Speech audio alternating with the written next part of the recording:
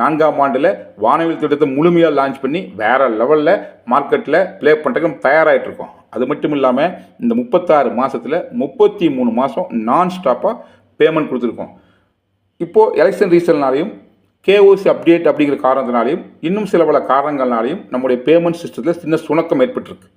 இந்த காலகட்டத்தை பயன்படுத்தி நம்ம நிறுவனத்துக்கு எதிராக ரொம்ப நாளாக கடந்த ஒரு வருடமாக போராடிட்டு இருக்கிற கார்ப்பரேட் சதியினால் தூண்டப்பட்டு செயல்பட்டு இருக்கிற சில அரசியல் கட்சிகள் மீண்டும் நம்ம கம்பெனிக்கு எதிராக ஒரு அவதூறு பரப்பிட்டு இருக்காங்க. என்ன அப்படின்னா, நம்ம கம்பெனி மக்களை ஏமாற்ற போகுது, மோசடி பண்ண போகுது, இந்த கம்பெனி ஓடிட போகுதுன்னு சொல்லிட்டு ரொம்ப நாளாக சொல்கிறாங்க. இப்போ இன்னும் வேகமாகவும் சத்தமாக சொல்லிகிட்டு இருக்காங்க. நான் உங்களுக்கு ஒன்றே ஒன்று சொல்கிறேன், நம்ம கம்பெனி எந்த சுச்சுவேஷன்லேயுமே ஓடி போகிறதுக்கு எந்த எண்ணமும் எந்த திட்டமும் எப்போதும் கிடையாது. ஏன்னா இது எனக்காக மட்டும் ஏற்படுத்தின கம்பெனி இல்லை, இது மக்களுக்கான கம்பெனி.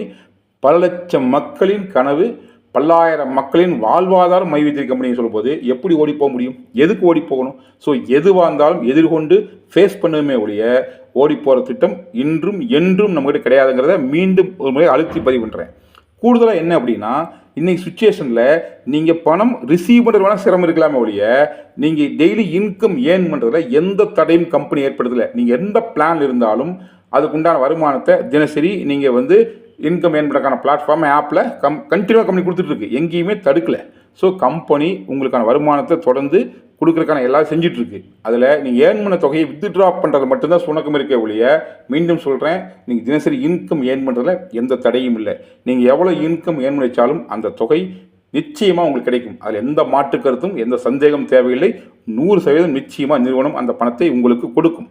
அந்த பணத்தை கொடுக்கறதுல தான் தொடர்ந்து சில பல சிரமங்கள் இருக்கும்போது அதுக்கு என்ன பண்ணலாம்னு சொல்லிட்டு 1 by 1 ஏற்பாடு பண்ணி அதுக்குண்டான எல்லா முயற்சியும் கம்பெனி பண்ணிகிட்டு இருக்கு. இப்போ ஓஎம்முக்கு பேமெண்ட் போட்டாச்சு, பிஎம்முக்கும் பேமெண்ட் போட்டாச்சு,